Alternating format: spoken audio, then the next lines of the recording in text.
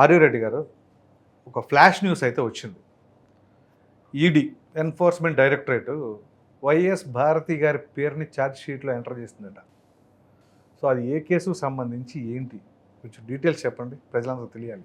తండ్రి అధికారాన్ని అడ్డం పెట్టుకొని అడ్డదిడ్డంగా సంపాదించి ఇన్ని లక్షల కోట్లు వెనక్కి వేసుకున్న వ్యక్తి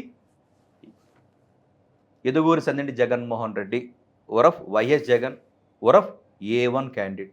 A1 ముద్దాయే కదా.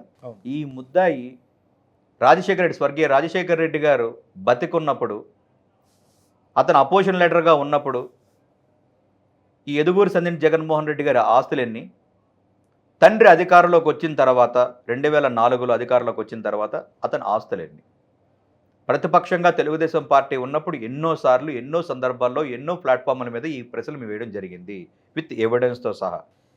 నీ యొక్క ఎలక్షన్ల ముందు నీ అఫిడవిట్ ఎంత, ఎలక్షన్ల తర్వాత నీ అఫిడవిట్ ఎంత అనేది ఖచ్చితంగా చెప్పడం జరిగింది. ఇతను క్విట్ ప్రో కంపెనీలు పెట్టుకొని, ఒక సూట్ కేస్ కంపెనీలు పెట్టుకొని ఎన్ని వ్యవహారాలు చేశాడు, ఎన్ని మతలబులు చేశాడు, ఎంత మోసాలు చేసి ఇన్ని లక్షల కోట్లు సంపాదించాడు అనేది మనం చూసాం. పాపం పండింది. ఈరోజు ఆయన సతీమైనటువంటి వైఎస్ భారతి కూడా, ఆమె కూడా ఒక ముద్దాయే. ఈరోజు డైరెక్టరేట్ ఎన్ఫోర్స్మెంట్ తాజా విషయం ఇది ఎప్పుడుదో కాదు, ఈరోజే ఇప్పటికిప్పుడే ఆమె మీద ఛార్జ్ షీట్లో ఆమె పేరు కూడా జత చేయడం జరిగింది. అంటే భర్తతో పాటు భార్య కూడా ముద్దాయే అని చెప్పి చేర్చడం జరిగింది. అంటే ప్రజలని నమ్మించి నువ్వు ఈ రోజు వరకు కూడా జగన్మోహన్ రెడ్డి ఒక ప్రతిపక్షం, అప్పుడు తెలుగుదేశం పార్టీ ప్రతిపక్షంలో ఉన్నా కూడా, అధికార పక్షంలో మేము ఉన్నప్పుడు కూడా ఎన్నోసార్లు అడిగితే కూడా ఈ జగన్మోహన్ రెడ్డి ఈ పెద్ద మనిషి ఏ రోజుని చెప్పడం జరిగిందా? నువ్వు ఏ వ్యాపారం చేస్తే నీకు ఇన్ని లక్షల కోట్లు వచ్చినాయి, ఎంత అవినీతి పాల్పడిపోతే ఇన్ని లక్షల కోట్లు వస్తాయా? ఎక్కడి నుంచి వచ్చింది నీకు ఈ భారతీ సిమెంట్, ఈ రఘురామ్ భారతీ సిమెంట్ ఎక్కడి నుంచి వచ్చింది నీకు?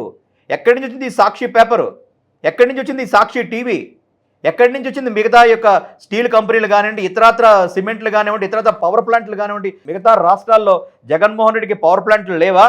ఎక్కడి నుంచి వచ్చినాయి? లండన్లో ప్యాలెస్లు ఎక్కడి నుంచి వచ్చినాయి? ఇవంతా ఏం పని చేస్తే నీకు డబ్బులు వచ్చినాయి? ఆ ఫార్ములా చెప్పి ఈ రాష్ట్ర ప్రజలకి. కాబట్టి ఇవన్నీ కూడా ఈ అవినీతి అంతా బట్టబయలు చేసింది డైరెక్టరేట్ ఎన్ఫోర్స్మెంట్ అండ్ సిబిఐ. ఈ రోజు కూడా డైరెక్టరేట్ ఎన్ఫోర్స్మెంట్ సిబిఐ స్పెషల్ కోర్టులో ఛార్జ్షీట్ వేయడం జరిగింది వాళ్ళ భార్య పేరు మీద.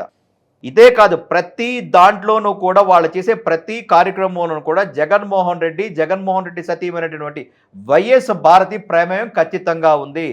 సూట్ కేస్ కంపెనీలు పెట్టడం దగ్గర నుంచి కానివ్వండి, అవినీతి పెట్టడం కాడి నుంచి, వాళ్ళ తండ్రి గారు అధికారంలోకి వచ్చిన తర్వాత ఎన్ని అవతావకలు చేసినారు, వాళ్ళ తండ్రి గారు చనిపోయిన తర్వాత అపోజిషన్ పార్టీలోకి వచ్చిన తర్వాత ఏ విధంగా వ్యవస్థలను మేనేజ్ చేసుకొని ఇన్నాళ్ళు రావడం జరిగింది.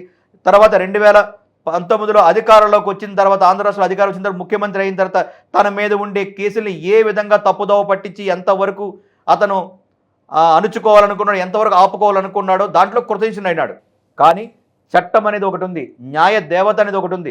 ఆ న్యాయ దేవత కళ్ళుని కప్పాలనుకోవడం అనేది ఎవరికి అసాధ్యము, అది దైవ కన్ను. దాని చేతనే ఈరోజు వీళ్ళ చేసిన ఏదైతే అవినీతి పనులు ఉన్నాయో ఈరోజు బట్టబయలైనాయి. గౌరవ డైరెక్టరేట్ ఎన్ఫోర్స్మెంట్ అనే ఒక సంస్థ ద్వారా. దానివలన ఈరోజు సాధించింది.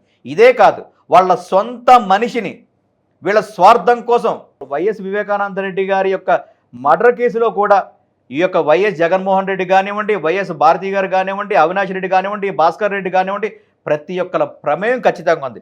దాంట్లో కూడా త్వరలోని వీళ్ళ మీద ఛార్జ్షీట్ కూడా పడడం జరుగుతూ ఉంటుంది. గౌరవ సిబిఐ కూడా దాని మీద కూడా జరుగుతుంది. అంటే చేసిన పాపాలు, అధికారాన్ని అడ్డం పెట్టుకొని, ప్రజలు దేనికి ఇచ్చారు నీకు అధికారం? నీ యొక్క సొంత పనుల కోసమో, నీ యొక్క కోట్లు సంపాదించుకుందాం అనే కోసం కాదు కదా. ప్రజలకి సేవ చేస్తావని, ప్రజలకి ఏదో చేస్తావని నిన్ను నమ్మారు.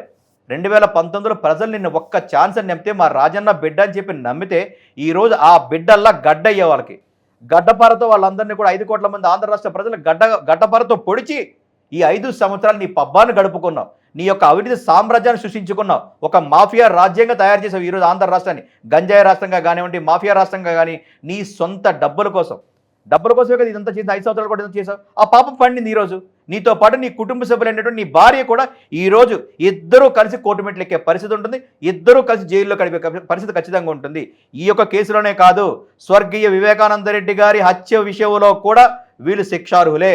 ఖచ్చితంగా ఆ శిక్ష కూడా పడుతుంది. ఎందుకంటే నేను కూడా ఆ ప్రాంత వాసిని, ఏం జరిగిందో మాకు కూడా తెలుసు, మా ప్రాంత ప్రజలకు కూడా తెలుసు. కాబట్టి ఈ రోజు మా ప్రాంత ప్రజలు కోడే కూస్తా ఉన్నారు. ప్రతి వేలు కూడా వైఎస్ జగన్, వైఎస్ భారతి మీద చెయ్యెత్తి చూపిస్తా ఉన్నది. కాబట్టి ఆ పాపం కూడా వీళ్ళకి పండే రోజు త్వరలోనే ఉంది.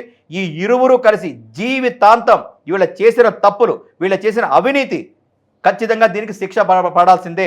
రాబోయే రోజుల్లో వీళ్ళ పడే శిక్ష ఎలాగుంటుందంటే, రాబోయే యువతరానికి కానీ, రాబోయే రాజకీయాల్లో రావాలనుకునే వాళ్ళకి కానీ ఒక కనువిప్పులాగా ఉండేటట్టుగా ఈ న్యాయస్థానాలు వీళ్ళకి ఖచ్చితంగా శిక్ష పడతాయని మీ ద్వారా తెలియజేస్తా ఉన్నాం.